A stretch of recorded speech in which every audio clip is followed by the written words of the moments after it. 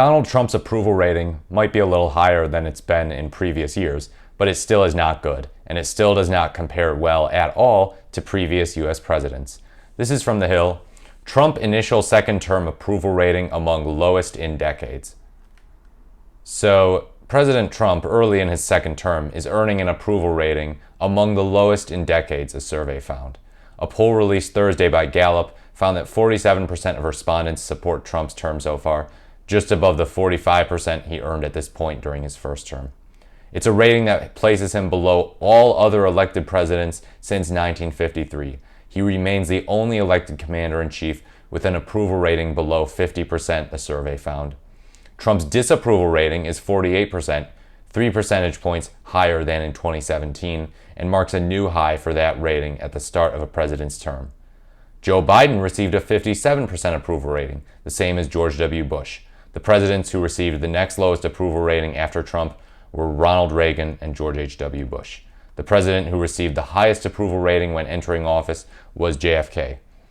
Gallup noted that Trump's current approval rating is not statistically different from the readings in the past.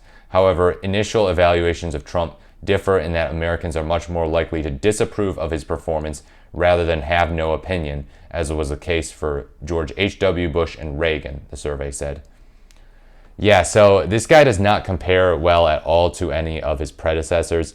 He is just historically unpopular. So a lot of right-wingers and pro-Trump types will aggressively say, his approval rating's higher than ever, it's really high, you know, he's normally like not that high, but now he's really high, so he's popular, he's amazing, shut up and listen to him. He has a mandate, so he gets to do whatever he wants, he gets to appoint whatever lunatics he wants to his cabinet, and you need to shut up and just acquiesce.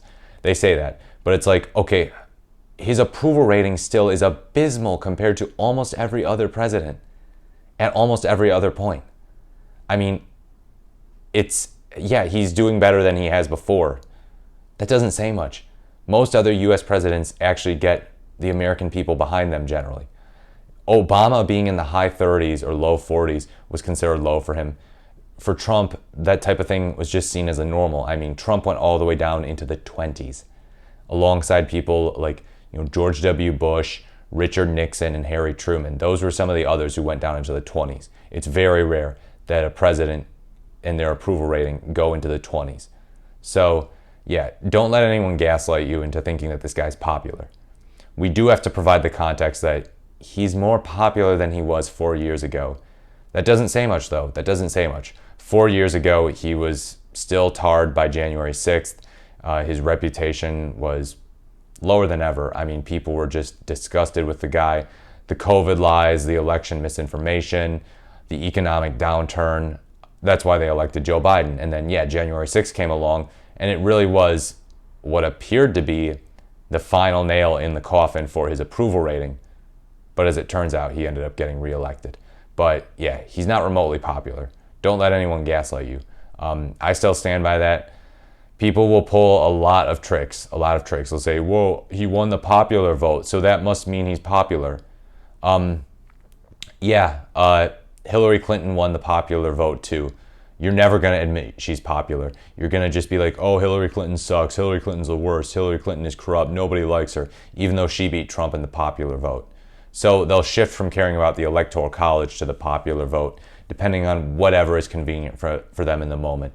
So don't listen to the Trump supporters in MAGA who insist that Trump is popular, so you need to shut up and listen to him.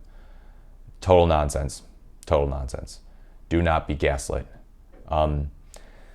His approval rating could certainly go up. It certainly could. I definitely see people getting fatigued by him in the future in the same way that people felt fatigued by Biden, except with Trump, he's already in a worse spot to begin with. Biden had more to lose. As I said before, he had an approval rating of 57%. Trump's already not in a good spot. 57 is pretty good for modern times, but modern times being after the 21st century. But Trump is already in a lousy place. So, I wouldn't put it past him to have an approval rating that goes down into the 20s, certainly into the 30s. Because, he's unchained now. He's doing whatever he wants. He's sending immigrants to Guantanamo Bay. Constitutional law professors, you're going to have a field day with this, by the way. an extrajudicial freaking place to put people. Like, come on. So yeah, the economic side, let's not even talk about economics, but yeah, that's a whole new thing that's just gonna destroy people's opinions of him. The tariffs, he might just be bluffing, but if he stops bluffing and starts actually doing things, then Americans could be in for a world of hurt. And once people start hurting economically, that's when the president's approval rating really starts to crater. Let me know what you think in the comments below. As always, thank you so much for watching. This has been The Morris, the Merrier. Like, comment, or subscribe to the channel, and I look forward to speaking to you in my next video.